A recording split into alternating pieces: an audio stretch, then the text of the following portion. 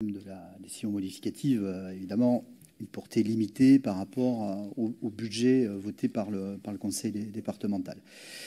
D'abord, pour rappeler, ça a été fait, mais je pense que c'est important de le souligner, que la baisse de DMTO dont on aurait pu espérer à un moment donné que le marché puisse se retourner, se poursuit. Donc au total sur 2024, si mes calculs sont bons, c'est 26% de droits de mutation en moins, ce qui représente une perte de 148 millions d'euros qui doit être prise en compte évidemment sur la partie des recettes que vous nous avez présentées. Moi, je n'ai pas beaucoup de questions par rapport à cette DM, j'en ai quand même une. Vous nous annoncez de façon d'ailleurs volumétrique 12 millions d'euros d'économies. On se dit, tiens, 12 millions d'euros, c'est pas rien. Et à aucun moment dans les documents qui nous ont été soumis, nous n'avons le détail de ces économies. Je pense que pour la bonne compréhension de tout cela, il est important de savoir où sont ces économies faites dans les dépenses. Est-ce qu'elles sont, ces économies sur nos dépenses de fonctionnement réalisées sur le chapitre des charges générales? Est-ce qu'elles sont réalisées sur et viennent impacter des dépenses qui seraient des dépenses liées à des politiques volontaristes du Conseil départemental de la Gironde? Bref, nous aimerions savoir exactement comment ces 12 millions d'euros d'économies ont été produits, tout en saluant l'effort de réduction de la dépense. Mais les deux ne sont pas antinomiques. Redire, mais j'amorce déjà là un débat qui aura lieu sur le BP, que de notre point de vue, les circonstances évidemment difficiles, budgétaires, sur lesquelles, je l'ai dit dans mes propos liminaires, nous partageons l'analyse de l'exécutif, ne nous exonèrent pas évidemment d'efforts permanents, comme ça a été le cas aussi dans le passé sur le chapitre des charges générales, ne nous exonèrent pas d'une réévaluation de nos politiques.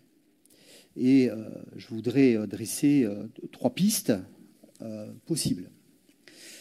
La première, je l'avais évoqué lors du vote du BP, c'est une analyse fine, et je pense que le BP devra nous donner cela, du coût des dépenses volontaristes. C'est-à-dire qu'une fois qu'on a neutralisé le périmètre des compétences obligatoires de l'institution départementale, à hauteur de combien, nous ne le savons pas aujourd'hui, pèsent les politiques volontaristes. Alors j'entends que c'est difficile, notamment en matière sociale, parce qu'il y a eu des logiques de sédimentation qui se sont installées avec des logiques d'imbrication dans l'exercice des compétences, où il est difficile de faire la part de ce qui relève de la volonté départementale et des compétences obligatoires. Mais je pense que dans la phase où nous sommes aujourd'hui, il est nécessaire et impératif que cette transparence puisse intervenir, même si elle n'est pas simple.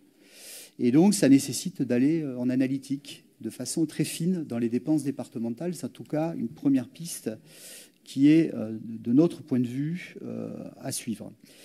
Deuxième élément, nous avons dans cette institution, parce que des missions ont été déléguées à un certain nombre de satellites, je n'y voyais pas dans le terme satellite quelque chose de péjoratif, hein, c'est pas utile. Nous avons des budgets qui sont des budgets qui finalement sont des budgets externalisés.